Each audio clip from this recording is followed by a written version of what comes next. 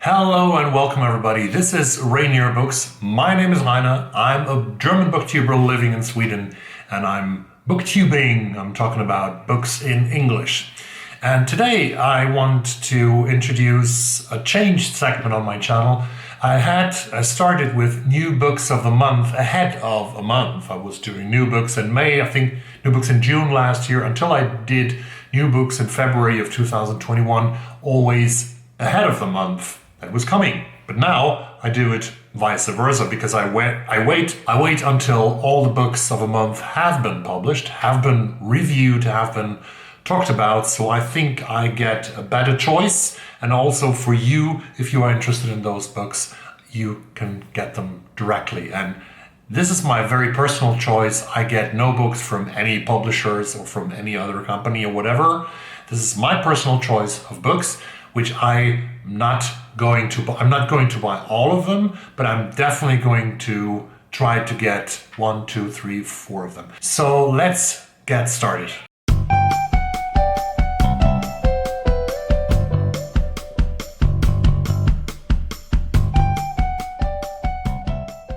I'm always interested in books about cities, about certain metropolis that I have visited or that I want to visit.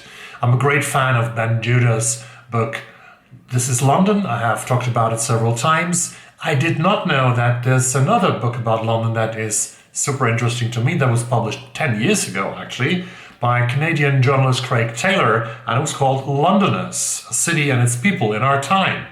And in this book, Craig Taylor had interviewed hundreds and hundreds of Londoners and sort of put together a mosaic of their tales that they have told him and sort of builds a portrait of the city of London. And now Craig Taylor has done it again 10 years later. He has published in March 2021, he has published New Yorkers, the City and Its People in Our Time, published by John Murray.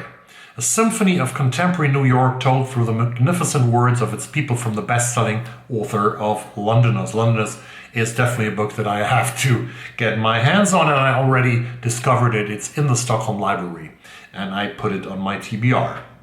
Drawn from millions of words, hundreds of interviews, and 6 years in the making, New Yorkers is a grand portrait of an irrepressible city and a hymn to the vitality and the resilience of its people. That sounds very interesting as well. Craig Murray, that's my book choice number 1 of 2021, of the month of March of 2021.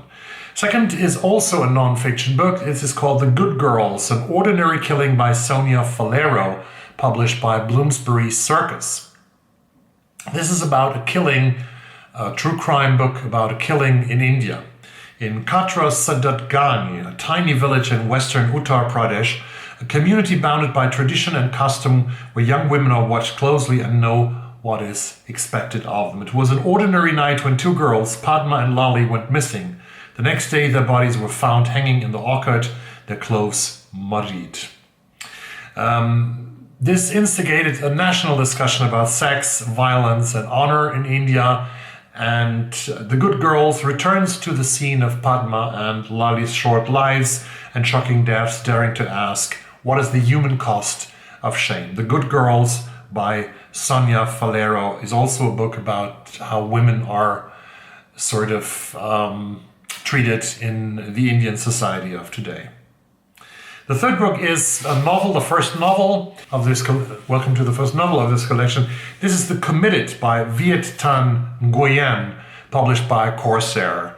The long-awaited new novel from one of America's most highly regarded contemporary writers, The Committed, follows the sympathizer as he arrives in Paris as a refugee, no longer in physical danger, but still inwardly tortured by his re-education at the hands of his former best friend and struggling to assimilate into a dominant culture. The sympathizer is both charmed and disturbed by Paris. This is a life about a Vietnamese person in Paris, and it's definitely very interesting. It's a combination of a literary thriller and a brilliant novel of ideas. It says, a blistering portrayal of commitment and betrayal that will cement Viet Nguyen's position in the firmament of American letters. I haven't read The Sympathizer, and I'm going to try to get my hands on that one first before I read the committed.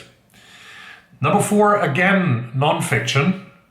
This is called Children Under Fire, An American Crisis by John Woodrow Cox, and is published by Ecco in the United Kingdom. Based on the acclaimed series of finalists for the Pulitzer Prize, an intimate account of the devastating effects of gun violence on America's children and a call to action for a new way forward. In 2017, 7-year-old Ava in South Carolina wrote a letter to Tishawn, an 8-year-old boy from Washington, D.C. She asked him to be her pen pal. Ava thought they could help each other. The kids had a tragic connection, traumatized by gun violence. Ava's best friend had been killed in a campus shooting at her elementary school, and Tyshawn's father had been shot dead outside of the boys' elementary school. Ava's and Tyshawn's stories are extraordinary but not unique. In the last 10 years, 15,000 American children have been killed by gun violence, by gunfire, though that number doesn't account for the kids who weren't shot and aren't considered victims, but have nevertheless been irreparably harmed by gun violence. In Children Under Fire, John Woodrow Cox investigates the effectiveness of gun safety reforms, as well as efforts to manage children's trauma from Columbine to Marjorie Stoneman Douglas. Through deep reporting, Cox addresses how we can effect change now and help children like Ava and Tishawn. He explores the stories and more, including a couple in South Carolina whose 11-year-old son shot himself, a Republican politician fighting for gun safety laws, and the charlatans infiltrating the school safety business. This seems to be another very painful but very important book from the US about the 15,000 children that get killed in 10 years. That makes 1,500 children per year. That makes it like 4 children each and every day. Number 5. This comes from my preference, my interest in the Pacific Northwest region. This is called Faultland by Suzy Vitello. Being a Sparrow child has never been simple. Olivia, Sherman, and Morgan all have their faults, and they all cope with their tumultuous childhood in their own unstable ways. Olivia leads an excessive lifestyle, Morgan cycles through risky behaviors, and Sherman dabbles in morally precarious business practices. Up until now, they have kept their family from completely crumbling, but the cracks in their relationships are about to be unearthed. As their shaky foundations collide, an earthquake levels their city. The Big Bang that is always expected along the western coast of the United States and Canada. Olivia treks across the mutilated Portland to reach her family. Sherman finds it in himself to protect his siblings from militia looters and thugs. And Morgan uncovers the past wrongs of her parents. To make matters worse, their shelter is in the path of a mass of loose earth repeatedly shaken by aftershocks. When the siblings finally reunite, their new task is to survive long enough to be meat-evased from their childhood home in the face of an impending landslide. Previously separated by secrets and resentments, they realize they are now united by survival. This is a book about family, about surviving as a family, but also what can really happen in the Pacific Northwest and even California along the whole western coast.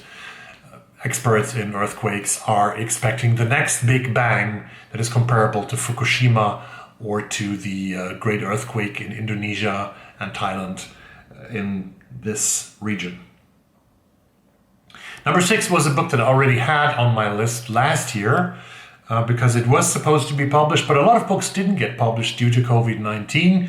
Publishers sort of postponed the release of the books, and one of them is How Beautiful We Were by Imbolo Mbue, published now by Random House in March of 2021. There's also an interview with Imbolo Mbue on the New York Times Review podcast, if you want to listen to that. Set in the fictional African village of Kozawa, How Beautiful We Were tells the story of a people living under threat of ecology, of a poisonous environment where an American company is drilling for oil and is poisoning the whole area where the people of Kozawa live, and the government, the local authorities, they also profit from the American drillings, but people get sick and sicker, and these people try to take their fate into their own hands and to try to sort of take up the fight against two big enemies, David against Goliath. That sort of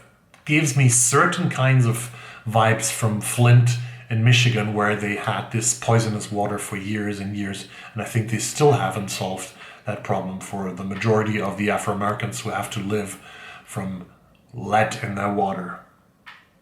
Seems to be a little similarity here to the book How Beautiful We Were by Imbolo, Mbue. Number 7 on my list for March is Hotstu by Fiona Mozley, published by John Murray in the UK. Pungent, steamy, insatiable Soho, the only part of London that truly never sleeps. If you have been to London, you probably also have been to Soho. I've been there quite a lot of times. It comes as close to Chinatown. Yeah, it is a part of Chinatown. You could call it Chinatown in London, but there are lots of other Asian restaurants, and there are also some backstairs where they have forbidden prostitution, and there are sex workers there.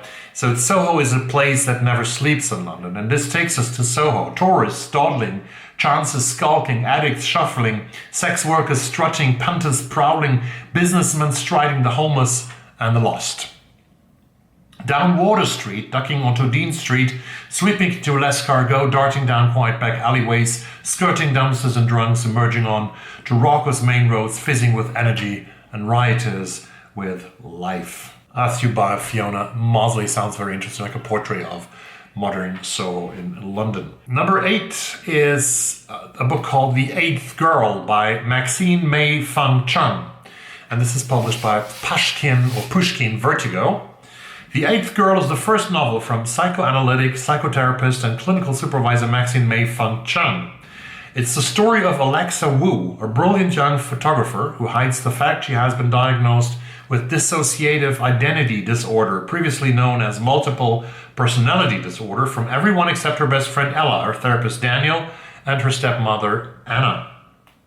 Her childhood was disturbed, she has problems, she is managing her competing personalities, the flock, as she calls these personalities, well as an adult, letting various identities take the light and seize control of the body when it suits.